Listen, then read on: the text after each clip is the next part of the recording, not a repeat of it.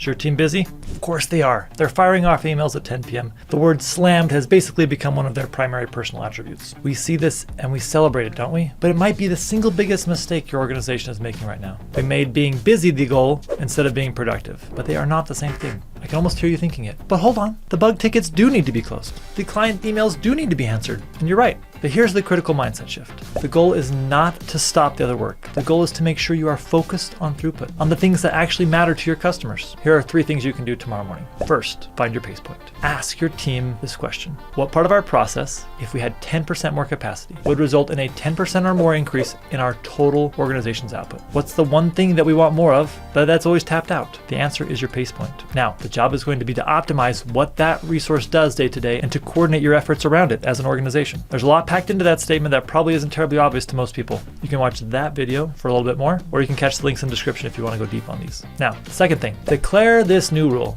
the no agenda, no attenda rule. Yeah, I just made that up. But meetings are the home field for the busyness trap. Starting tomorrow, institute a simple policy that if the meeting agenda is not clear, doesn't have a specific written goal, you are empowered and encouraged to decline it. This is your first, and it's a very simple, powerful act in clearing the noise. And as an aside, if you're attending meetings virtually and you don't have your camera on, there's a pretty darn good chance the meeting value is very, very limited. Because if you can't see who's in your meeting, you almost certainly don't have their full attention. Third, change what you celebrate. You've got to tackle the cultural problem of celebrating activity. In team meetings and public shoutouts, you have to shift the praise from effort to throughput. Instead of something like, Paul worked all weekend and saved ABC Company's project. You've got to say something more like, hey, this was a huge win for the team. Sarah just built a new email template and it freed up 5 hours for our lead developer, allowing them to ship a new feature. Your team knows it's not right to have Paul working all weekend. Nobody wants that for themselves or for Paul. So you've got to change the narrative. You can't just tell them to stop celebrating busyness. You've got to show them what to celebrate, and that is quality of throughput. So you've got to stop celebrating a full calendar, and you've got to start celebrating throughput,